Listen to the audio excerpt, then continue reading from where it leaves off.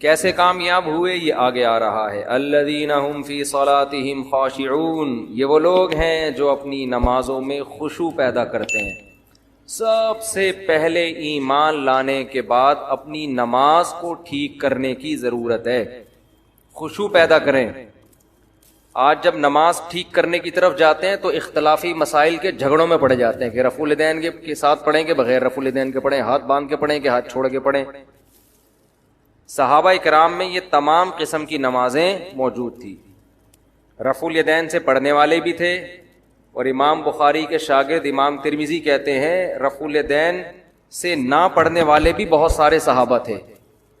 امام ترمذی کا بیان ہے ترمذی میں، اور روایات سے بھی ثابت ہے. تو ان لوگوں میں زور سے آمین بھی تھی، آہستہ آمین والے بھی تھے، رفع الیدین والے بھی تھے، بغیر رفع الیدین والے بھی تھے.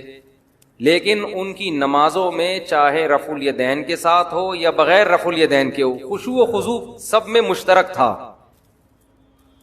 آج رفع الیدین کرنا یا نہ کرنے کے پھڈے تو بہت پتہ ہوتے ہیں، نماز سے خشوع کیا ہے؟ شارٹ ہے. تو ہماری نمازیں تو چاہے بغیر رفع کے پڑھیں یا رفع کے ساتھ پڑھیں، قبول مجھے لگتا ہے کہ نہیں ہو رہی. صحابہ میں ایسے بھی تھے جو ہاتھ چھوڑ کے نماز پڑھتے تھے. امام مالک کا یہی رائے ہے کہ ہاتھ چھوڑ کے پڑھنی چاہیے. تو ہر ایک کے اپنے دلائل ہوتے ہیں. تو ان میں الجھانے والے بہت ہیں، نماز میں خشوع پیدا کرانے والے کم ہیں. یہ اہل اللہ کی صحبت سے آتی ہے یہ چیز. جب اللہ والوں میں اٹھیں گے، بیٹھیں گے، رہیں گے، خوب سمجھ لو کچھ چیزیں تقریروں سے نہیں آتی، اہل اللہ کے پاس رہنے سے آتی ہیں. پہلے زمانے میں اس کی بڑی ویلیو تھی کہ اس کا شیخ کون ہے، کس کی صحبت اس نے اٹھائی ہے. آج یہ چیزیں مارکیٹ میں ان کی ویلیو ختم. کہتے ہیں بزرگ لیس، کوئی بابا شابا کوئی بزرگ ہے ہی نہیں. اس کا نقصان کیا ہوا؟ نمازوں سے خشوع ختم. صحابہ نے نبی کے ساتھ نمازیں پڑھی ہیں، ان کے ساتھ وقت گزارا ہے. تابعین نے صحابہ کے ساتھ کیسے نمازیں پڑھا کرتے تھے، پھر تبع تابعین نے تابعین کے، یہ سلسلہ سند متصل کے ساتھ آج تک چلا آ رہا ہے. اگر آپ دین کسی سے پراپر سیکھتے نہیں ہیں، اس کی صحبت میں نہیں رہتے، تو آپ کی صرف کتابی عالم بن جاؤ گے. اور کتابی عالم خشکا ہوتا ہے، اس میں خشوع و خضوع نہیں ہوتا، خشک ہوتا ہے. وہ اسی علم کے ذریعے آگ لگا دیتا ہے فرقہ واریت کی، فتنہ پھیلا دیتا ہے. وہ لوگوں کو دین کے قریب کرنے کے بجائے دین سے دور کر دیتا ہے. ابھی غیر مسلم مسلمان ہوئے چند دن پہلے، ہندو تھے، پوری فیملی مسلمان ہوئی الحمدللہ. تو مجھے کہنے لگے کہ ہم اسلام لانے سے پہلے دیکھ رہے تھے یوٹیوب پہ، ہم بہت سے اسکالرز کو سن رہے تھے کس کے ہاتھ پہ مسلمان ہوں. افسوس کے ساتھ کہنا پڑتا ہے کہ یوٹیوب پہ غیر مسلم لوگ کہتے ہیں، میں نہیں کہہ رہا، کہ ایسے لوگ بہت ملیں گے جو مزید کنفیوژن میں ڈال رہے ہیں ہمیں، مزید کنفیوژن، ایک دوسرے کی ٹانگیں کھینچنے میں. یہ ایسا، اس کی نے کتاب میں یہ لکھا، اس نے کتاب میں یہ لکھا، اس نے یہ جواب دیا، اس نے یہ جواب دیا. خالصتاً مثبت انداز سے کام کرنے والے وہ معدوم ہیں، کالعدم ہیں. تو غیر مسلم کیا سوچے گا یار، یہ کیا تباہی پھیلائی ہوئی ان لوگوں نے، کیا کر رہے ہیں یہ. باہر مسائل، باہر بھی یہی ہے کہ انگریز مسلمان ہوتا ہے تو وہ ایک عجیب عذاب میں آ جاتا ہے، وہ ادھر ٹانگیں کھینچ رہا ہے. اور ہر آدمی کہتا ہے میں ہوں جو قرآن و حدیث بیان کر رہا ہوں. بس جو تمہیں اسلاف سے ہٹا رہا ہے، قرآن و سنت کی وہ تشریح کر رہا ہے جس میں تمہیں اپنا محتاج بنا رہا ہے، اتحاد کا لیبل لگا رہا ہے، لیکن امت میں پھوٹ ڈال رہا ہے. جو اسلاف کی دعوت دے گا وہ حقیقی دعوت، نام رکھنے سے نہیں کہ میں سلفی ہوں یا میں دیوبندی ہوں یا اہل حدیث ہوں، جو بھی ناموں میں کچھ بھی نہیں رکھا. عملاً پتہ چلتا ہے، عملاً پریکٹیکلی ہو کیا رہا ہے کہ اس کے پاس بیٹھنے سے علماء کی محبت کم ہو رہی ہے یا بڑھ رہی ہے؟ بڑھ رہی ہے. اس کا مطلب صحیح ہے، نفرت پیدا ہو رہی ہے، سب سے بدگمانیاں ہو رہی ہیں. یہ ٹھیک نہیں ہو سکتا. تو غیر مسلم اسلام قبول کرتے ہوئے میں نے کئی کا تو نہیں کہہ سکتا، چند ایسے غیر مسلم دیکھے جو واپس کنورٹ ہو گئے کفر میں.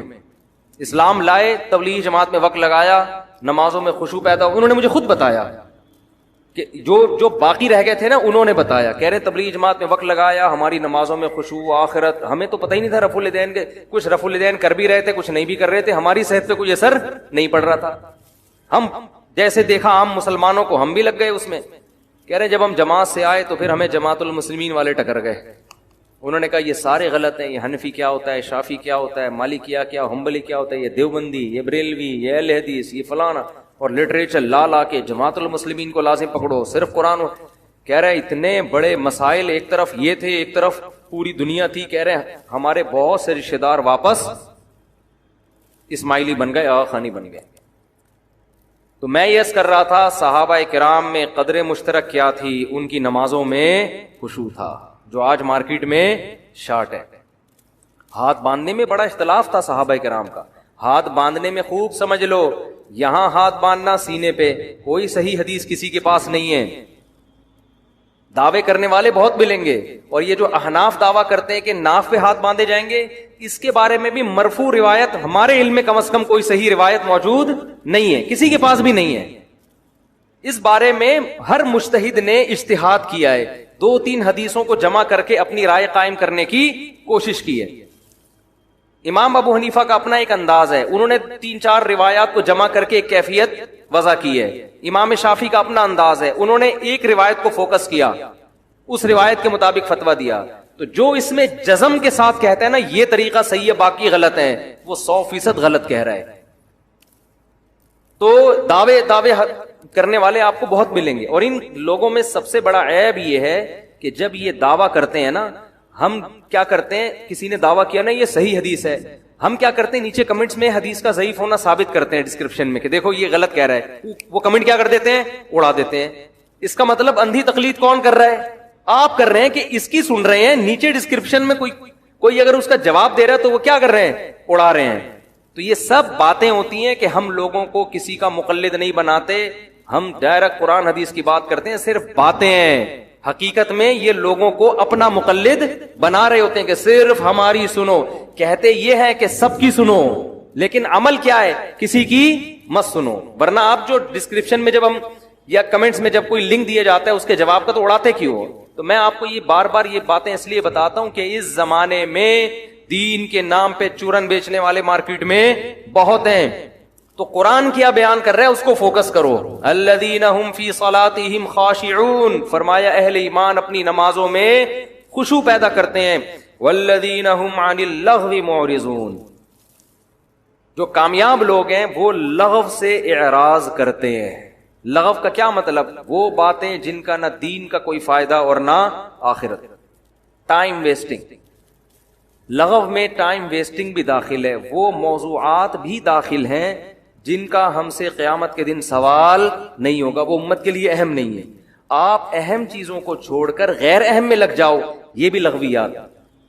میں نے اپنے شیخ مفتی رشید احمد صاحب رحمہ اللہ کی صحبت میں 7-8 سال لگائے، بالکل چپک کے ایسے. نماز بھی 3 سال پڑھائی میں نے. ہفتے میں 1 دن ہم گھر میں آتے تھے. کتنے بڑے اللہ والے بزرگ تہجد میں اتنی لمبی لمبی نمازیں پڑھتے تھے، روتے تھے. اللہ نے علم اتنا دیا تھا. کئی سال صحیح بخاری پڑھائی انہوں نے دارالعلوم کرنگی میں. حضرت مفتی تقی عثمانی صاحب جو اتنے بڑے عالم جن کے ائمہ حرمین قدر کرتے ہیں، عزت دیتے ہیں، یہ ہمارے شیخ مفتی رشید احمد صاحب کے شاگرد ہیں. 7 سال پڑھا ہے انہوں نے حضرت سے. فتوے کا کام مفتی رشید احمد صاحب رحمہ اللہ نے حضرت اقدس، حضرت مفتی تقی عثمانی صاحب اور حضرت مفتی رفیع عثمانی صاحب کو سکھایا. کتنے بڑے عالم. میں نے 7-8 سال میں ایک مرتبہ بھی یزید کا مسئلہ ان کی زبان سے نہیں سنا. نہ جنگ جمل سنی، نہ جنگ صفین سنی، نہ یہ سنا کہ ان دونوں میں کون حق پر تھا کون باطل پر تھا. پریکٹیکل کام. جو کسی نے پوچھا بھی حضرت یزید، انہوں نے کہا بھائی تم سے قیامت کے دن یزید کے بارے میں سوال نہیں ہوگا. قرآن جگہ جگہ کہہ رہا ہے تلک امتم قد خلت، یہ لوگ تھے گزر گئے، لہا ما کسبت ولکم ما کسبتم، انہوں نے جو کیا ان کو قیامت میں اس کا بدلہ مل جائے گا. اچھا کیا اچھا ملے گا، برا کیا لعنت ہوگی ان کے اوپر. ولکم ما کسبتم، اللہ تم سے تمہارے عمل کے بارے میں پوچھے گا، تم کیا کر رہے ہو. اپنا عمل زیرو، اور تقریریں دیکھو یار بیٹھ کے. تو لغویات میں یہ بھی داخل ہے، جس چیز کا آپ کی پریکٹیکل لائف سے تعلق نہیں ہے اپنے آپ کو ان چیزوں سے بولو بچاؤ. آپ ڈائری بناؤ یار، میں فجر کی نماز تکبیر اولا سے پڑھتا ہوں، میں ظہر پڑھتا ہوں، میں عصر پڑھتا ہوں، میں مغرب پڑھتا ہوں، میں عشاء پڑھتا ہوں. میں اپنے ماں باپ کے ساتھ اچھا سلوک کرتا ہوں, میں نے بہنوں کی وراثت ان کے حوالے کی ہے, میں حرام تو نہیں کما رہا, میں تجارت میں جھوٹ تو نہیں بول رہا, میں تہجد پڑھتا ہوں, میں تلاوت کتنی کرتا ہوں, میں دین کو دنیا میں غالب کرنے کے لیے کیا کر رہا ہوں. آج آپ کو جس کے پاس بیٹھو گے نا وہی باتیں شروع کر دو. پنجاب میں حیات ممات کے مسئلے میں اتنا الجھے ہیں لوگ, اتنا الجھے ہیں کہ اچھے اچھے ایک جماعت کے طلبا آپس میں لڑ پڑے ہیں, سارے مسائل ایک جیسے, ایک مسئلے میں اختلاف, اور وہ جو گالم گلوچ اور اتنا زیادہ آپس میں تماشا بنا ہے کہ آپ الامان والحفیظ. تو والذین هم عن اللغو معرضون کا مطلب کیا ہے؟ وہ تمام چیزیں دیکھو, ایک اہم بات کر کے میں اس آیت کو سمجھاتا ہوں, پھر انشاءاللہ کھوپڑی میں بیٹھے گی. اپنی زندگی سے جو غیر اہم چیزیں ہیں, جو غیر امپورٹنٹ ہیں, اس کو کیا کر دو, بولو نا یار, نکال دو. امپورٹنٹ کی ڈیفینیشن کیا ہے, یہ بڑا اہم مسئلہ ہے. ہم نے ایک دفعہ ورک شاپ کروائی نا ٹائم مینجمنٹ کی, اللہ سلیمان احمد صاحب کو جزائے خیر دے, بڑے زبردست آدمی ہیں. یہ امپورٹنٹ کی ڈیفینیشن انہوں نے ہمیں بتائی, اور بہت خاندانی ڈیفینیشن بتائی. حکمت کی بات جہاں سے لو لے کے آگے پارسل کر دو. تو جو ان کا اسٹائل تھا اسی اسٹائل سے میں بھی پوچھ رہا ہوں. ہم نے پھر ورک شاپ میں نے خود کروائی تو میں نے اس میں پوچھا کہ امپورٹنٹ کی ڈیفینیشن کیا. ہمیں امپورٹنٹ کام کرنے چاہیے, جو غیر امپورٹنٹ ہیں ان کو زندگی سے نکال دینا چاہیے. اب امپورٹنٹ کی ڈیفینیشن کیا ہے؟ اب ہم جب لوگوں سے پوچھتے ہیں بہت اہم, موسٹ امپورٹنٹ, اس کو امپورٹنٹ کہتے ہیں, ٹھیک ہے نا, بہت اہم کام جو بہت ضروری ہو. ابے یہ تو ضروری امپورٹنٹ, یہ تو آپ الفاظ بدل رہے ہیں نا. امپورٹنٹ کی ڈیفینیشن یہ ہے کہ آپ کا جو ہدف ہے نا, جو چیز آپ کو اس ہدف میں پہنچانے کا ذریعہ بنے وہ کام امپورٹنٹ ہے, اور جو اس ہدف تک سے روکنے کا ذریعہ بنے وہ نقصان دہ آپ کے لیے. وہ کیا ہے؟ وہ جو وہاں تک روکنے کا ذریعہ بنے نا وہ کیا ہے؟ جو اس میں نقصان کا ذریعہ بنے ہدف تک پہنچانے کا, وہ غیر امپورٹنٹ ہے. اب دیکھو آپ کے پاس ٹائم کم ہے, زندگی محدود ہے, آپ کا ایک ہدف ہے اللہ کی رضا. مسلمان کا اصل ویژن کیا ہوتا ہے؟ اللہ کی رضا, جنت ہے. اس ویژن کو حاصل کرنے کے لیے چھوٹے چھوٹے ویژن بنانے پڑتے ہیں. جنت تک پہنچنے کے بہت سے طریقے ہیں نا. بھائی ایک آدمی صبح پڑھا ہوا ہے, اسکول نہیں جا رہا. کیوں نہیں جا رہا؟ بھائی میرا ہدف ہے اللہ کو راضی کرنا, میرا ہدف تعلیم ہے ہی نہیں, میں اسکول نہیں جاؤں گا. اس کو بولو کما کے لا, کہہ رہا ہے میں کماؤں گا نہیں. میں کمانے کے لیے پیدا نہیں ہوا, میں کس کے لیے پیدا ہوا ہوں؟ اللہ کے لیے. بعض لوگ ایسے اللہ کا لفظ بڑھ کے نا بول رہے ہوتے ہیں. یہ میں اللہ کا لفظ اس لیے بولتا ہوں, ایک پرویزی تھا منکر حدیث, ہم جب بھی اس کے پاس جاتے نا ہمیں الو بنا رہا تھا. وہ کہہ رہا ہے ہم قرآن کو مانتے ہیں, قرآن کو. تو یہ اللہ کا لفظ بڑے جلال سے بولتا تھا, جو ایک دم ہمارے دل دہل جائیں گے, یا تو بڑا نیک آدمی ہے. تو رب العالمین نے فرمایا. تو یہ نا منہ بھر بھر کے ٹوپیاں بہت کراتے ہیں. تو خیر, تو اب وہ نہ پوستی آدمی, نہ وہ اسکول جا رہا ہے, نہ وہ کالج جا رہا ہے, نہ وہ ایجوکیشن میں بڑھ رہا ہے آگے, نہ وہ کم بخت بزنس کی طرف توجہ دے رہا ہے. جب اس سے پوچھا جائے, کہہ رہا ہے میرا ہدف بزنس ہے ہی نہیں. لوگ کہتے ہیں بھائی کم بخت تیری شادی کیسے ہوگی جب تو کمائے گا نہیں, کھائے گا نہیں. تو کہہ رہا ہے میرا ہدف شادی نہیں ہے, میرا ہدف ہے اللہ کی رضا. صحیح کہہ رہا ہے غلط کہہ رہا ہے؟ الو بنا رہا ہے. ابے اللہ کی رضا کے لیے تو دنیا میں کچھ کرنا تو پڑے گا نا. یوسف علیہ السلام نے مصر کی وزارت قبول کی, کس کے لیے؟ اللہ کی رضا کے لیے. بادشاہ بن گئے مصر کے, کس کے لیے؟ اللہ کے لیے. تو اللہ کی رضا کے لیے جتنا دنیا میں آپ آگے جا سکتے ہو, کیونکہ جو آدمی دنیا میں جتنے اونچے مقام پہ جاتا ہے اتنی بڑی معاشرے میں وہ تبدیلی لا سکتا ہے. تو آپ نہیں جائیں گے, برے لوگ آگے چلے جائیں گے, تو کمپٹیشن ہے. تو کچھ تو کرنا ہے نا, تو اس کو وہ ایک ہدف بنانا پڑے گا. آپ یار میں نے یہ کرنا ہے تاکہ میں اس کے ذریعے کس کو خوش کر سکوں؟ اللہ. آپ ڈاکٹر بننے کو ہدف بناتے ہو, یار میں لاکھوں لوگوں کی جان بچا لوں گا, اس سے اللہ تعالیٰ کیا ہو جائے گا؟ خوش ہو جائے گا. کماؤں گا بھی پیسہ. ڈاکٹر پریشان ہو جاتے ہیں کہ اللہ کے لیے کریں, پیسے نہ لیں. تو بھائی پیسے بھی لیں آپ, پیسہ کمانا بھی ہدف ہو سکتا ہے, مالدار بننا بھی ہدف ہو سکتا ہے. مالدار بنوں گا اللہ کے لیے. مالداروں کے الگ فضائل حدیث میں, وہ ابھی ٹاپک ادھر چلا گیا تو بات لمبی ہو جائے گی. تو آپ نے ایک ہدف بنایا کہ یہ میرا اصل ہدف ہے, اور الٹیمیٹ ویژن کیا ہے؟ آخرت. تو وہ ہر وہ چیز جو آپ کو اس ہدف تک جانے تک روکے وہ آپ کے لیے کیا ہے؟ لغو ہے. قرآن کیا کہہ رہا ہے؟ والذین هم عن اللغو، وہ غیر امپورٹنٹ ہے، وہ لغو ہے. قرآن کہہ رہا ہے یہ لغویات سے بچتے ہیں. کبھی ہم نے ڈاکٹروں کو نہیں دیکھا یزید کے پھڈے میں پڑھتے ہوں، ایم بی بی ایس میں ایجوکیشن حاصل کر رہے ہوں، اور کوئی ان کو تقریر سنا، یار تو یزید کا مسئلہ ذرا حل کر کے بتا یار، بنو امیہ کے بارے میں رپورٹ پیش کر. وہ کہے گا بھائی کل میرا پیپر ہے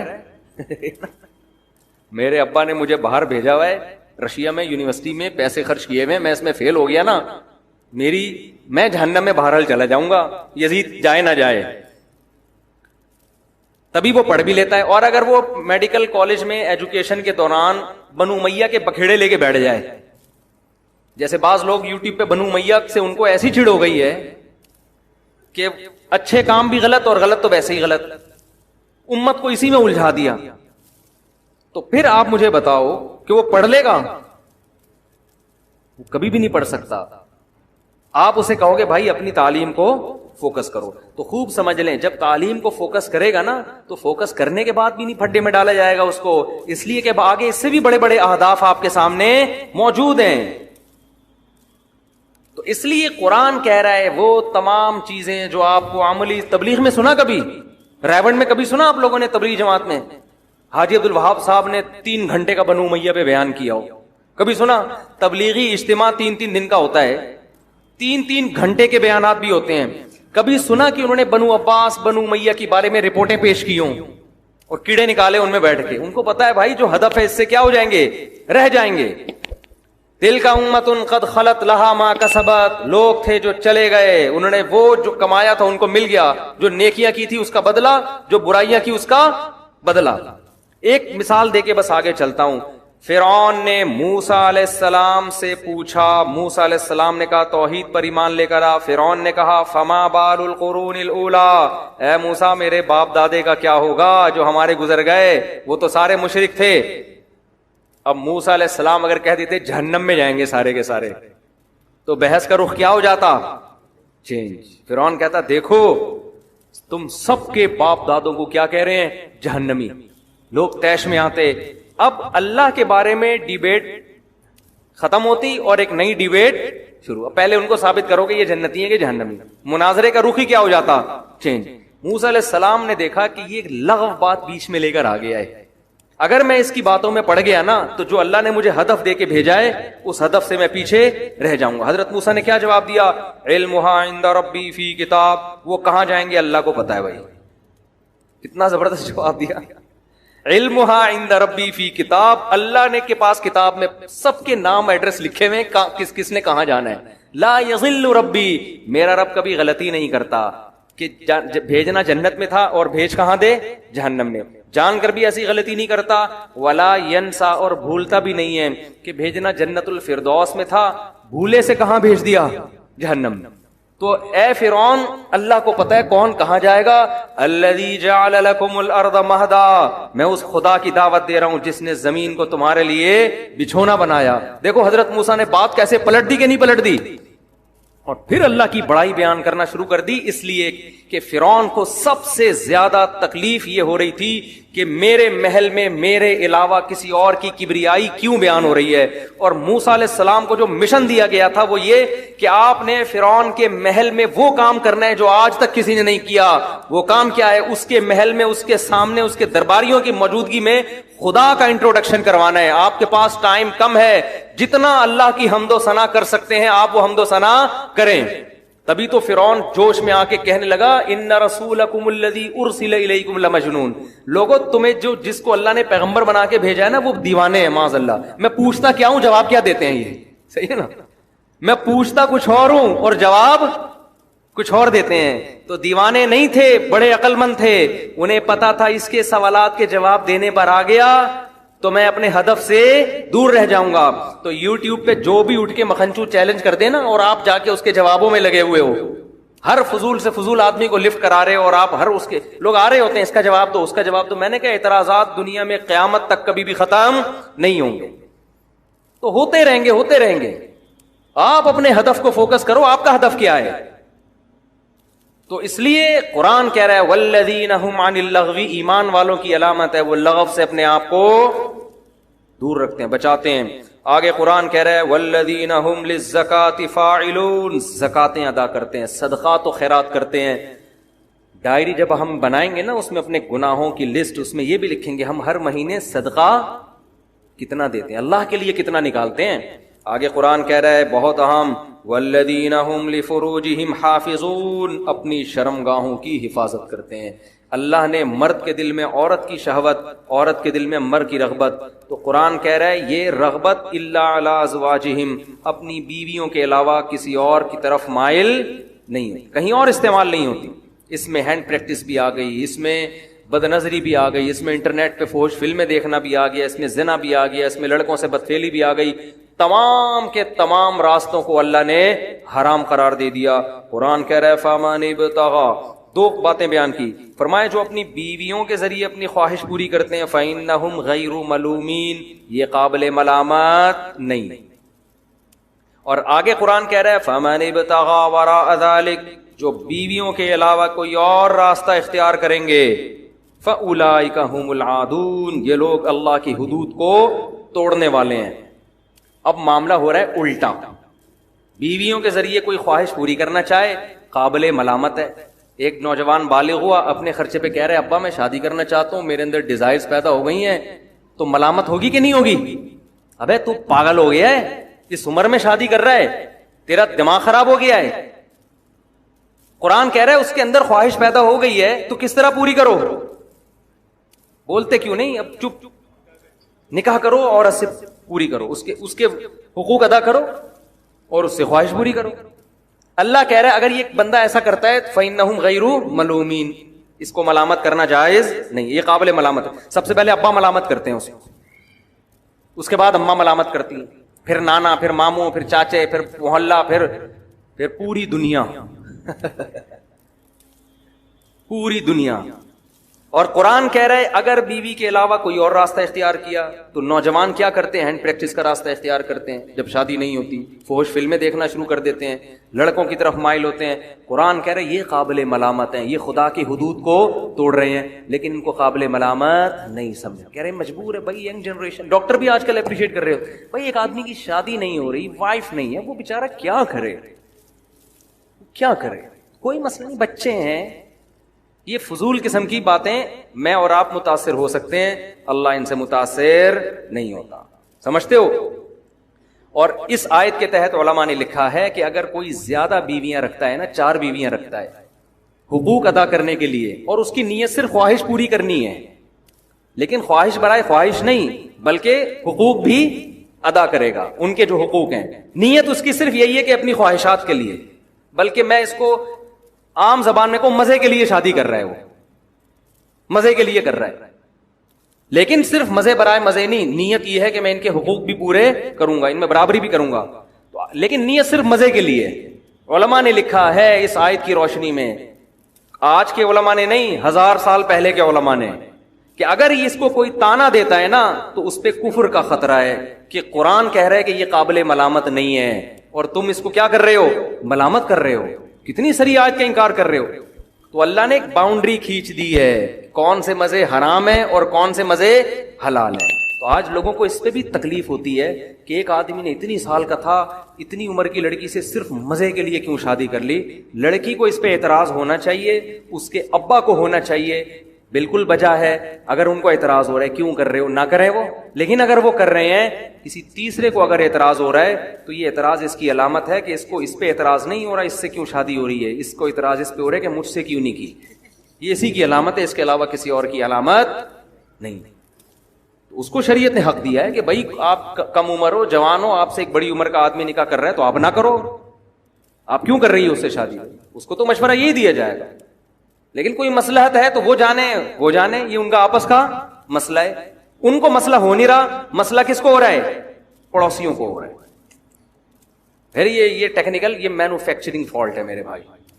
ایسے آدمی کی ریپیئرنگ نہیں ہو سکتی، اس کو کھول کے دوبارہ جوڑنا پڑے گا. صحیح.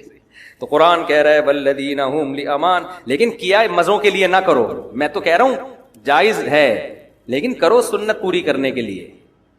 تبھی ہم لوگوں کو مشورہ دیتے ہیں بھائی بہتر یہی کہ بیوہ سے کرو, طلاق یافتہ سے کرو. میں جائز کی بات الگ ہے, مستحب اور ترغیب کی بات ایک الگ ہے. تو نیت تو یہی ہونی چاہیے, سنت پوری کرنی ہے. کس نبی نے پہلی شادی 40 سالہ بیوہ سے کی ہے تو کرو یہ. لیکن اگر کوئی کر رہا ہے, اگر دیکھو ہم لوگوں کہتے ہیں سادہ کھانا کھاؤ, چٹورے بننا کوئی اچھا کام نہیں ہے. ہر وقت جا کے ٹھیک ہے آپ نلی نہاری بھی کھا لی, دہلی کی نہاری بھی کھا لی, اب کبھی دال چاول بھی کھا لو سادے یار. ہر وقت ہی پیزے برگر میں لگا رہتا ہے, لیکن حرام تو نہیں کہیں گے نا. وہ کہے گا اپنے خرچے سے کھا رہا ہوں نا میں نہاری کھاؤں, اس میں نلی ڈالوں, اس میں دیسی گھی کا تڑکا لگاؤں, جو بھی کروں مولوی صاحب اپنے خرچے پہ کر رہا ہوں, آپ کو کیا مسئلہ ہے. تو ترغیب ایک الگ بات ہے کہ یار کبھی سادہ غذائیں کھایا کرو, ہر وقت چٹخارے کے چکر میں رہنا شریف آدمی بے زیب نہیں دیتا. تو اسی طرح شادیوں کے معاملے میں بھی ہم کہتے ہیں بھائی بیوہ سے کر لو, طلاق یافتہ سے کر لو. لیکن اگر کوئی اپنے خرچے پہ کر رہا ہے, ٹھیک ہے نا, کسی اور سے کر رہا ہے تو وہ اس کا ذاتی مسئلہ ہے, قابل ملامت بہرحال نہیں ہے. آگے اللہ فرماتے ہیں اولئک هم والذین هم لاماناتهم وعهدهم راعون. یہ بڑی مشکل شرط ہے. یہ باقی تینوں علامتیں مسلمانوں میں کسی حد تک پائی جاتی ہیں, یہ والی جو شرط ہے نا جس میں اللہ نے کہا کہ اہل ایمان کی یہ شرط ہے, یہ ہوگی تو کامیابی ملے گی ورنہ نہیں. وہ کیا ہے؟ لِأَمَانَاتِهِمْ وَعَهْدِهِمْ رَاعُونَ. امانتوں میں اور عہد میں خیال کرتے ہیں, پورا کرتے ہیں, زبان کے پکے. ایگریمنٹ کر لیا اس سے 1 انچ پیچھے نہیں ہٹتے. امانت کا کیا مطلب ہے؟ جب آپ پر اعتماد کر کے کوئی کام یا کوئی چیز آپ کو سونپی گئی تو دینے والا مطمئن ہوتا ہے کہ یہ مسلم ہے, یہ اس میں خیانت نہیں کرے گا. اس میں بہت ساری چیزیں آ گئی. آپ دفتر میں جاب کرتے ہیں, وہ ٹائم آپ کے پاس کیا ہے؟ امانت ہے, کمپنی نے امانت دیا ہے, اور ایگریمنٹ بھی ہے کہ ہمیں اتنا ٹائم دو, اتنا کام کرو, اس کے بدلے میں اتنی تنخواہ. اگر آپ ایگریمنٹ پورا نہیں کر رہے, کام میں ڈنڈی مار رہے ہو, جیسے کہ پاکستانی ڈنڈی مارتے ہیں 99.9%. ہمارے جو دوست امریکہ UK وغیرہ چلے گئے نا, وہاں انہوں نے ملازم رکھے, اور یہاں بھی ان کے دکانیں ہیں, ملازم کہہ رہے ہیں زمین آسمان کا فرق ہے. انگریز کو جب جاب دو تنخواہ بھی پوری لیتا ہے, عام طور پہ 100% نہیں, وہاں بھی بڑے بڑے 2 نمبر پڑے ہیں, لیکن میجورٹی. چائنا والوں کے علاوہ کی بات کر رہا ہوں میں, انگریزوں کی بات کر رہا ہوں. چائنیز تو اللہ تعالیٰ ہدایت دے. چائنیز کے تو ایسے ایسے واقعات ہیں. ایک صاحب نے کہا میں نے لیپ ٹاپ منگوایا, ڈبے میں لیپ ٹاپ دے کے چلا گیا, کھولا تو مٹھائی کا ڈبہ تھا خالی اندر, پتہ نہیں کیا تھا وہ. چائنیز کے علاوہ کی بات کر رہا ہوں میں. تو کہہ رہے انگریز ملازم رکھو نا, کام بھرپور طریقے سے کرتے ہیں. اور کہہ رہے یہاں ہم دفتروں میں دیکھتے ہیں صبح 9 بجے کا ٹائم ہے, پہنچے گا 10 بجے, 11 بجے تک باتیں کرتا رہے گا بیٹھ کے نا, درازیں کھول کھول کے چیک کرتا رہے گا ٹھیک ہے, اس میں کیا ہے, پین کہاں ہے, 1 گھنٹہ اس میں لگے گا. 12 بجے بھوک لگنے لگے گی اس کو, تو اب کام تھوڑا سا 2-4 کچھ چیزیں یہاں سے وہاں رکھ دی, وہاں سے اٹھا کے یہاں رکھ. اب اس کو بھوک لگے گی, کھانے کی فکر میں 1 گھنٹہ لگا دے گا. کھانا کھائے گا تو ٹون ہو جائے گا دماغ اس کا. اس کے بعد اس کو پان گٹکا چاہیے, چائے چاہیے. سارا دن ملازموں کا اسی طرح گزرتا ہے. تنخواہ لینے کے لیے سر پہ کھڑے ہوئے ہوتے ہیں, اور تنخواہ بڑھانے کے لیے بھی سر پہ کھڑے ہوئے ہوتے ہیں. سر اتنے سال سے میں جاب کر رہا ہوں, ابھی تک صرف 1 کروڑ روپے دے رہے ہیں آپ مجھے, ٹھیک ہے. یہ ایک آدمی کی رپورٹ ہوتی نا تو ہم کہتے غلط ہو سکتی ہے. جو بھی جاتا ہے نا باہر, اس کی نظر میں اپنی قوم کا امیج بہت خراب ہو جاتا ہے. جس کو کام, اور ہمیں خود تجربہ ہے, ہم دوسروں کو کیا شکایت کریں. آپ ایڈوانس میں کسی ٹھیکے دار کو پیسے پکڑا دو, یار یہ بلڈنگ بنا دے, میرا گھر بنا دے, یہ ایڈوانس میں پیسے, میں بہت اچھا ہوں, پیسے پہلے دیتا ہوں. تمہارا وہ گھر اگر امام مہدی کے آنے سے پہلے بنا کے دکھا دینا, میرا نام بدل دینا. وہ نہیں بنائے گا کیونکہ پیسے اس کو پہلے مل چکے ہیں. اتنا ترسائے گا, اتنا ترسائے گا نا, بنائے گا کیسے؟ جب بہت پولیس لے کے پہنچ جاؤ گے نا, اگلے دن ایک نلکا لے کے آ رہا ہوگا فٹ کرنے, واش روم کے لیے نلکا پہنچ چکا ہے. اس کے بعد ایک سریے کا گچھا آ رہا ہوگا. پھر 6 مہینے بعد آپ دیکھو گے کہیں سے ٹریکٹر وریکٹر کی کچھ چلنے کی, ایسے ترسات رہا.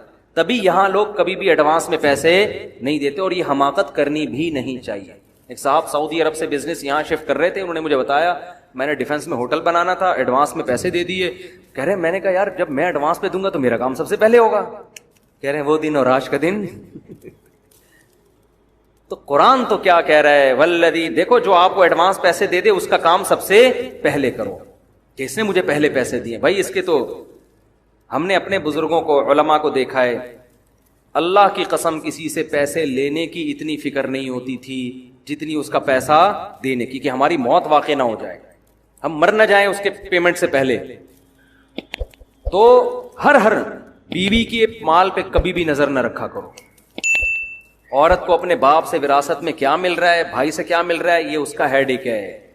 بھائی آپ کا جو بیوی سے ایگریمنٹ ہوا ہے وہ یہ ہوا ہے کہ یہ آپ کی مرضی کے بغیر گھر سے نہیں نکلے گی, آپ کی مرضی کے بغیر کسی کو گھر میں نہیں آنے دے گی, آپ کے مال میں خیانت نہیں کرے گی, آپ کے بچوں کو پالے گی. اور آپ کا ایگریمنٹ کیا ہوا ہے, اس کا خرچہ کس کے ذمے ہے, آپ کے. اب آپ کو اس کے کیا غرض کہ اس کی جیب میں کتنے پیسے ہیں, اس کے پرس میں کتنے پیسے ہیں.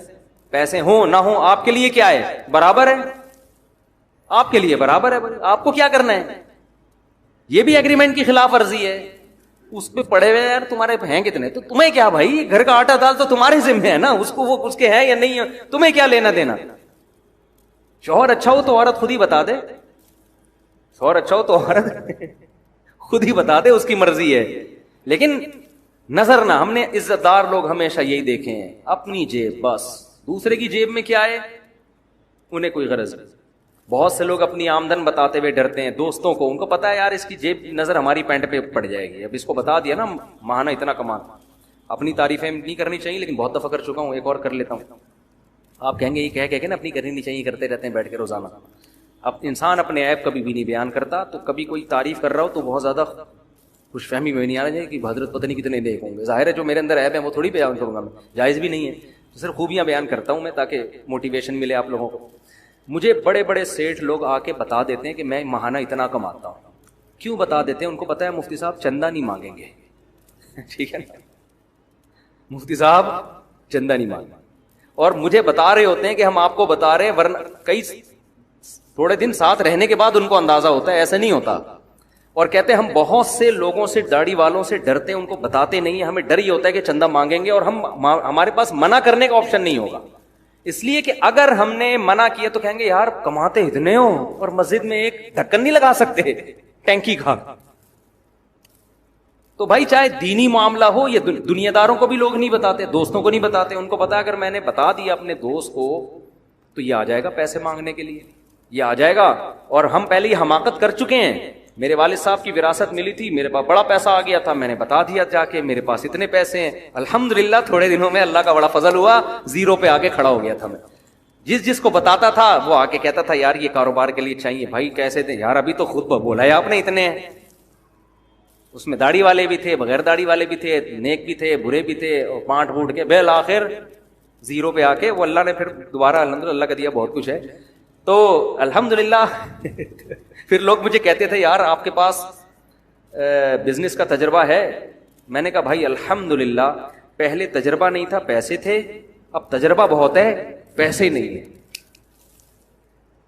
اب بزنس کا میں نے کہا میرے پاس 10 سال کا تجربہ ہے. کپڑے کا بزنس میں نے کیا, آلو پیاز کا بزنس میں نے کیا. ایسے نہیں کہ ریڑیوں پہ, وہاں سے سبزی منڈی سے آلو پیاز ہول سیل پہ. آم کے پیٹیاں کا بزنس, 5 پتہ نہیں کتنا کتنا آم اٹھاتے تھے ہمارے نا, ہم لوگ ہمارے جو ملازم رکھے ہوئے تھے. آم کا بزنس ہم نے کیا ہے, پراپرٹی کا ہم نے کیا. میں نے کہا کون سا بزنس ہے جو میں نے نہیں کیا ہو بھائی, تجربہ بہت ہے, پیسہ سارا اس تجربے بھی. گاڑیاں پرانی خرید کے بیچنا, بائکیں پرانی خرید کے بیچنا, سارے بزنس ہم نے کیے میرے بھائی. تجربہ تو کہہ رہے کیا تجربہ, میں نے کہا تجربہ یہی ہے کہ اپنی پینٹ میں جو پیسے رکھے ہوئے اس کو کسی کو کبھی بھی مت دو, یہ تجربہ ہے. جو بزنس کرنا ہے خود ہی ریڑی لگا لو, ٹھیلے پہ بیچ دو.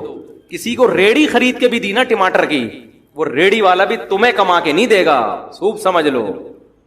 شروع میں جو اگر کما کے دے رہا ہے بہت خطرناک آدمی ہے. یہ اس لیے دے رہا ہے کہ یہ بیٹا بڑا ہاتھ مارنا چاہتا ہے. یہ کہہ رہے ہیں ان سے 8-10 لاکھ روپے لے لیے, یہ کیا ہے 10 کروڑ نکلواؤ. تو شروع میں لا کے دیتا رہے گا روزانہ. میرے ساتھ تو یہی ہوا ہے نا, روزانہ اتنا پروفٹ آ رہا تھا. میں کہتا تھا یار اس سبزی والے سے, بھائی تو روز اتنا پروفٹ دیتا ہے, کل دے دے. کہہ رہے یار مفتی صاحب کسی کے پیسے میری جیب میں ہوں مجھے نیند نہیں آتی, کیونکہ میں سید ہوں, مجھے نیند نہیں آتی. کہتا تھا سید ہوں، پتہ نہیں تھا کہ نہیں تھا.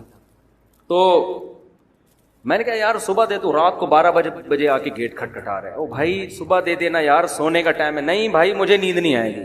کیسا اعتماد، آتے آتے ہم نے بھی دیتے رہے ایک دن ماشاء اللہ. خیر یہ کہاں سے کہاں بات چلی گئی. والذین هم لاماناتهم وعهدهم راعون. قرآن کہتے ہیں اپنی ایگریمنٹ کی مخالفت نہیں کرتے. مسلمان مالی معاملات میں ایک نمبر ہوتا ہے، لوگوں کی جیبوں پہ نظر نہیں رکھتا. آپ کا دوست، آپ کا بھائی اگر یہ بتاتے ہوئے ڈر رہا ہے نا کہ میری کتنی آمدن ہے، یہ آپ کے خراب ہونے کی علامت ہے. کس کے خراب ہونے کی علامت؟ آپ کے.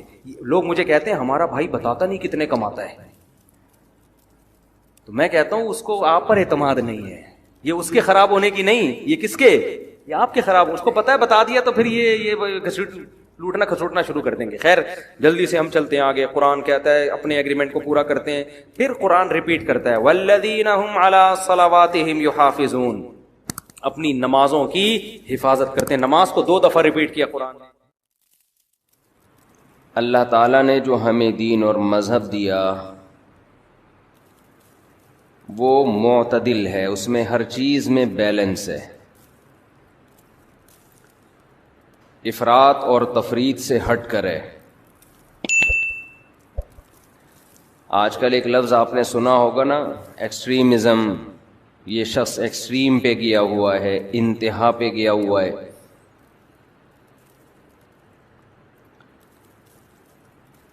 ہمارے جو مذہبی لوگ ہیں، جو اسلام سے محبت کرتے ہیں، بعض دفعہ وہ بھی ایک ایکسٹریم پہ چلے جاتے ہیں، انتہا پہ پہنچ جاتے ہیں. اور جو مذہب کو نہیں مانتے یا فالو نہیں کرتے وہ بھی ایک دوسری انتہا تک پہنچ جاتے ہیں. اسے کہتے ہیں انتہا پسندی. سمجھتے ہیں؟ یہ دونوں انتہائیں کسی بھی سوسائٹی کا، کسی بھی قوم کا بیڑا غرق کرنے کے لیے کافی ہیں. کسی قوم کا بیڑا اگر غرق کرنا ہے تو یا تو مذہبی انتہا پسندی تک پہنچا دیں اس کو، یا مذہب کی مخالفت میں ڈال کے. اچھا مذہب کی مخالفت میں جب آپ آئیں گے تو ویسے انتہا پسندی کو پہنچیں گے آپ. پھر تو انتہا پسندی پھر 2 قسمیں نہیں ہیں کہ معتدل اور انتہا پسند. آواز مزیدار نہیں آ رہی ہے، گونج رہی ہے آواز. پتہ نہیں ان کے ذمے تو لگایا تھا. تو جس کے ذمے لگاؤ پہلے اس کو سیٹ کرانا پڑتا ہے، پھر وہ آگے کام سیٹ کرتا ہے. پاکستان میں یہ ہے الحمدللہ. پاکستان میں یہ ہے کہ آپ کسی کے ذمے کوئی کام لگائیں تو پہلے اسے کسی کے ذمے لگائیں آپ کہ اس کو تو ٹھیک کرو، پھر آگے وہ کام ٹھیک کرے گا. دیکھو پاکستان کے جو ڈرائیور ہیں پوری دنیا میں مشہور ہیں. ہم بچپن میں یہ بات سنتے تھے. پھر یہ بھی ہم سنتے تھے پاکستان کے پائلٹ پوری دنیا میں مشہور ہیں. تو ہمیں نہیں یقین آتا تھا کہ یار ہر چیز میں دنیا ایکسپرٹ ہے تو ڈرائیونگ میں ہماری قوم کہاں سے ایکسپرٹ ہو گئی؟ ہر چیز میں تو گورے ایکسپرٹ ہیں تو ہم لوگ ڈرائیونگ میں کیسے؟ تو اس کا جو بات سامنے آئی نا کہ جتنے یہاں سڑک پہ کھڈے ہیں، کتے سامنے سے آ رہے ہیں، کوئی انٹی نکل کے آ جائیں گی ایک دم روڈ پہ سے، اور جو بائک والا ہوگا وہ فاسٹ ٹریک پہ چلائے گا، لینڈ کروزر والا وہ فٹ پاتھ کے قریب سے آرام سے جا رہا ہوگا، بائک والا 4 بچوں کو، بیوی کو اور بھی 2-4 محلے والے لفٹ مانگتے ہیں ان سب کو بٹھا کے فاسٹ ٹریک پہ چلے گا. اوورٹیک ہمیشہ الٹی طرف سے کیا جائے گا. تو اس ماحول میں جس نے ڈرائیونگ سیکھی ہونا، دنیا میں ظاہر ہے اس کا مقابلہ کوئی ڈرائیور نہیں کر سکتا. کچھ چیزیں ہیں بڑی سمجھنے کی ہیں. تو اسی طرح خوب سمجھ لیں. اب پائلٹ کا تو مجھے نہیں پتا، جہاز کھٹارا انہوں نے اڑا کے سیکھے ہیں یا جنگوں کی وجہ سے تجربہ ہو گیا، واللہ عالم. لیکن ایک حقیقت ہے کہ انسان جس ماحول میں رہتا ہے نا تو اس میں یا تو وہ خراب ہو جاتا ہے یا بہت اچھا ہو جاتا ہے. یہ بہت امپورٹنٹ بات ہے، موضوع سے ہٹ کر ہے لیکن یہ پوائنٹ ٹو بی نوٹڈ ہے. اس سے آپ کو بہت کچھ سیکھنے کا موقع ملے گا. انسان جس ماحول میں رہتا ہے اگر وہ ماحول بالکل نارمل ہے تو نہ آپ بگڑیں گے لیکن نہ کوئی بہت زیادہ اچھے بنیں گے. آپ ایسے ہی رہیں گے نارمل جیسے ہوتے ہیں سب لوگ. یہ جو ایشیائی اقوام ہیں جن میں خاص طور پر یہ انڈیا، پاکستان اور بنگلہ دیش بھی اس میں شامل کر لیں، یہاں سب کچھ بہت زیادہ ہے. یہاں کوئی بھی چیز تھوڑی نہیں. یہاں بیماریاں بہت ہیں، غربت بہت ہے، کرپشن بہت ہے، قومیں بہت ہیں، کلچر بہت زیادہ ہیں. یعنی ایک گلی میں الگ کلچر ہوگا، اس کے محلے والے میں الگ لوگ ہوں گے، فرقے بہت ہیں. تو ایسے ماحول، اچھا اور بھی بہت کچھ ہے. اب ایسے ماحول میں انسان یا تو بگڑتا ہے لیکن اگر بنتا ہے تو پھر بہت زیادہ بن جاتا ہے. امام ابو حنیفہ رحمہ اللہ تعالی کا جو فقہ پوری دنیا میں سب سے زیادہ رائج ہوا نا، اس کی ایک بڑی وجہ یہ بھی تھی کہ وہ کوفہ میں تھے اور وہاں فتنے بہت زیادہ تھے. جو باطل فرقے وجود میں آئے نا، زیادہ تر آپ کو ملے گا اس دور میں کوفہ میں وجود میں آئے ہیں، مکہ مدینہ میں نہیں تھے یہ. تو ان باطل لوگوں میں کچھ لوگ تو ان کے ساتھ مل کے خراب ہو گئے، کچھ ان کے خلاف جو گئے ہیں نا، جنہوں نے کام کیا ہے، تو وہ دلائل کی دنیا میں مضبوط بہت ہو گئے. پھر وہ اس کی مثال ایسے جیسے آپ سعودی علماء سے قادیانیوں کے بارے میں پوچھو گے کہ ختم نبوت کے دلائل بتائیں، ان کو اتنے نہیں پتا ہوں گے. آپ جاؤ کسی ختم نبوت کے کارکن سے پوچھو کہ ختم نبوت پر دلائل کیا ہیں، وہ دلائل کے انبار بھی لگا دے گا اور قادیانیوں کے اعتراضات کے جواب بھی دے دے گا. وہ وجہ کیا ہے کہ یہ فتنہ سعودیہ میں نہیں ہے، یہ فتنہ کہاں ہے؟ یہ یہاں پر ہے. یہاں اس کے ماہرین آپ کو ملیں گے. عربوں نے بھی ختم نبوت کے بارے میں یہاں کے علماء سے سیکھا ہے.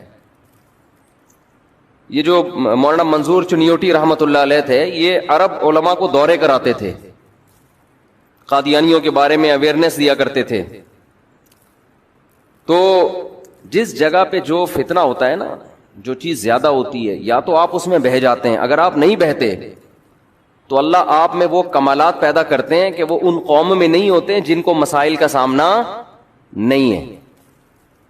یہاں ایک اور بات، جن گھروں میں ذرا بھی جھگڑے نہیں ہوتے، سارے چیزیں بالکل سیٹ چل رہی ہیں، ان گھروں کے بچے نہ بگڑتے ہیں نہ کوئی بہت زیادہ باصلاحیت پیدا ہوتے ہیں.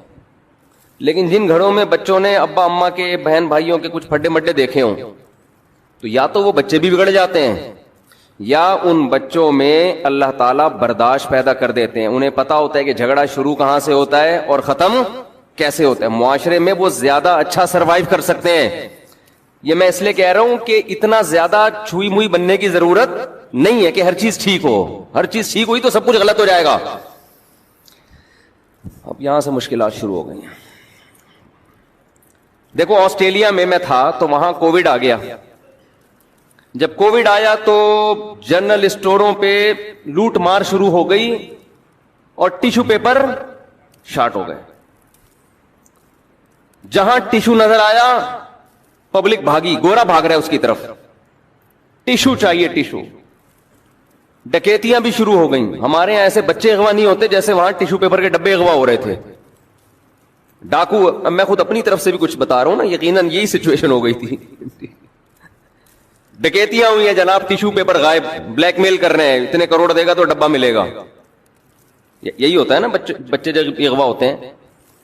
تو ہم جو کہتے تھے نا گورے بہت اچھے ہیں، ہوں گے اچھے، تو میرا سفر بھی ہے گوروں کے ملک میں زیادہ ان کی وہ بھی نہیں کر سکتا، بہت اچھے ہیں. تو ہم جو کہتے ہیں نا گورے بہت اچھے ہیں، ان میں برداشت بہت ہے، نیک بہت ہیں، ہوں گے. لیکن بھائی جب تک کسی قوم پہ کوئی آزمائش نہ آئی ہو، آپ کو کیا پتا چلے گا کہ یہ غربت مہنگائی تھوڑے دن کے لیے ان کو دے دو. تھوڑے دن کے لیے یہ غربت مہنگائی کرپشن کھڈے، پیچھے سے ہارن بجا رہے ہیں، کم بخت بائک ہٹا ہی نہیں رہا، الٹا آپ کو غصے سے مڑ کے دیکھ رہا ہے کہ جیسے ہم غلط کر رہے ہیں یہ صحیح کر رہا ہے، اور پھر آگے سے گالی بھی نکال رہا ہے. اس کے بعد بھی آپ مسکراؤ تو میں گورے کو مانوں گا کہ گورے کے اخلاق اچھے ہوتے ہیں. وہاں تو قانون اتنا مضبوط ہے، ایسے گرفت کی ہوئی ہے قانون کی، حکومتیں اچھی ہیں وہاں کی. تو ہمیں اندازہ ہوا وہاں پہ، وہاں لوگوں نے بھی بتایا کہ اتنی لوٹ مار، بھائی ٹیشو لے کے جاؤ تو اس کو یعنی ایسی لوٹ مار, کیونکہ پانی وانی تو ہوتا نہیں ان کے واش روم میں, تو ٹیشو ہی ان کا آخری سہارا ہے, ٹیشو ہی آخری سہارا ہے. تو اب دیکھو جب اتنی ماحول میں وہ رہے ہیں تو ذرا سی آزمائش آئی تو برداشت نہیں کر پائے. ہمارے ہاں چونکہ ہمیں تو پتہ ہی نہیں چلا کورونا کب آیا اور کب نکل گیا. آیا بہت سے لوگوں کو مار کے بھی چلا گیا, تو ہم نے اس کو بھی انجوائے کیا. ہم نے اس کو بھی کیا کیا, ہمارے یہاں لوگوں نے اس کو بھی انجوائے کیا کہ پتہ نہیں ابھی تک بہت سے لوگوں کو سمجھ میں نہیں آ رہا یہ مرا کیوں تھا اٹھا کٹھا آدمی. ڈاکٹر کہہ رہا ہے کورونا سے مرا ہے, اس پہ بحث ہو رہی ہے, کوئی کہہ رہا ہے یہ سازش ہے, کوئی کہہ رہا ہے نہیں ہے واقعی کورونا سے مرا ہے, کوئی کہہ رہا ہے نہیں یہودیوں نے مارا ہے, کوئی کہہ رہا ہے ڈاکٹروں نے انجیکشن لگایا ہے. وہ ایک اس کو بھی لوگوں نے یوٹیوب چینل کے پروموٹ کرنے کا ذریعہ بنایا. خیر, تو یہ میں اس لیے عرض کر رہا ہوں کہ جب بہت زیادہ پریشانیاں آیا کریں, سب کچھ ٹھیک نہ ہو, تو یہ بھی ٹھیک ہے. یہ بھی کیا ہے, اسی سے اللہ آپ کے لیے خیر پیدا کرے گا. ایک بچہ آپ کا بگڑا ہوا ہے, انسان کا بچہ نہیں بن رہا, یہ بھی ٹھیک ہے. کوشش کرو اس کو انسان کا بچہ بنانے کی, لیکن اللہ کا نظام یہی ہے کہ سارے ٹھیک بھی نہیں ہوتے. بتاؤ مجھے, یعقوب علیہ السلام سے زیادہ اپنے بچوں کی کون اچھی تربیت کر سکتا ہے؟ پیغمبر تھے نا وہ, خاندان بھی سارا مسلمان, 13 بیٹے ہیں جن میں 11 بگڑے ہوئے, 2 صحیح تھے. سمجھ میں آ رہی ہے بات؟ 11 کیا تھے؟ بگڑے ہوئے تھے. پیغمبر کے بیٹے 2 کیا تھے؟ صحیح تھے. ان 11 کو 2 سے حسد ہوا اور بھائی کو کنویں میں ڈال کے ساری زندگی اپنے باپ کو رلایا انہوں نے. آخر میں توبہ کی ہے, خیر کر لی توبہ. تو بس یہ دنیا کا نظام ہے بھائی. اور اس میں یہ بھی ذہن میں رکھیں, کوئی نیک آدمی ہو اس کی اولاد کو دیکھ کے تبصرہ نہ کریں کہ یار بڑا بنا پھرتا ہے, بچے دیکھو کیا کر رہے ہیں. او بھائی بڑا بنا پھرتا ہے, بچوں کی تربیت کی کوشش کی ہوگی مگر تربیت نہیں ہوئی. لوگ کہتے ہیں وہ بڑا نیک بنا پھرتا ہے, اس کی بیوی دیکھو بے پردہ گھوم رہی ہے. بھائی نہیں کنٹرول ہوگا اس کو اپنی بیوی پہ, کیا کر سکتے ہیں یار, نہیں کنٹرول ہوگا.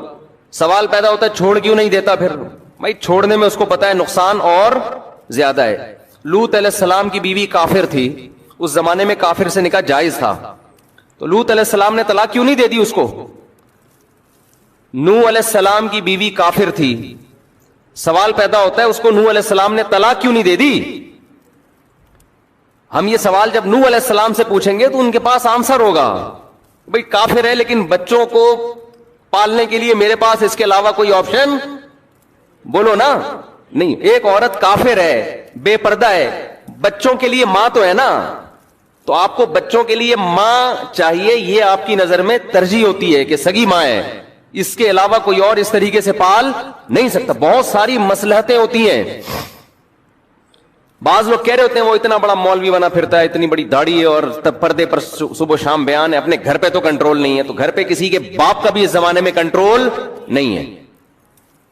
جو کہتا ہے نا میرا پورا کنٹرول ہے اس زمانے میں, جھوٹ بول رہا ہے وہ.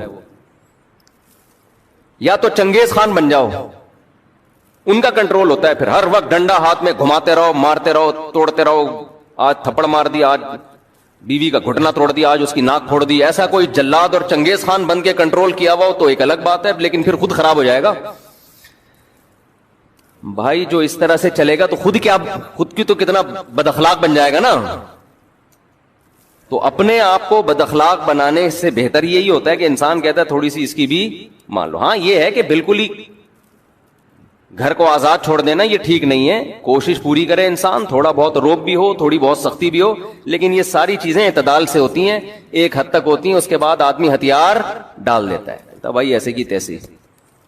پھر وہ یہ دیکھتا ہے بڑا نقصان کس میں, چھوڑنے میں بڑا نقصان ہے یا رکھنے میں بڑا نقصان ہے. بعض دفعہ رکھنے میں بڑا نقصان ہوتا ہے تو چھوڑنے کا مشورہ دیا جاتا ہے, بعض دفعہ چھوڑنے میں بڑا نقصان ہوتا ہے تو پھر چھوٹے نقصان کو برداشت کرنے کے لیے رکھنے کا حکم دیا جاتا ہے. سمجھ میں آ رہی ہے؟ اسی کو بیلنس کہتے ہیں, اعتدال.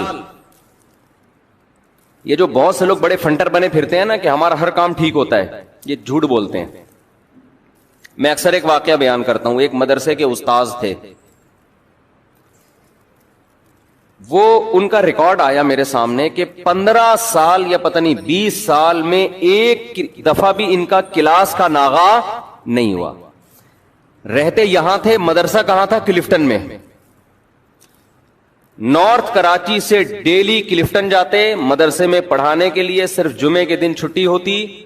12 یا 15 سال میں ایک ناغہ بھی بولو نہیں ہوا, اور ایک دن بھی لیٹ نہیں ہوئے. مجھے جب بتایا گیا میں نے کہا بہت اچھا, ماشاءاللہ, یہ ان کے مستقل مزاج ہونے کی بہترین علامت ہے, لیکن یہ کامیاب انسان ہونے کی بالکل بھی علامت نہیں ہے.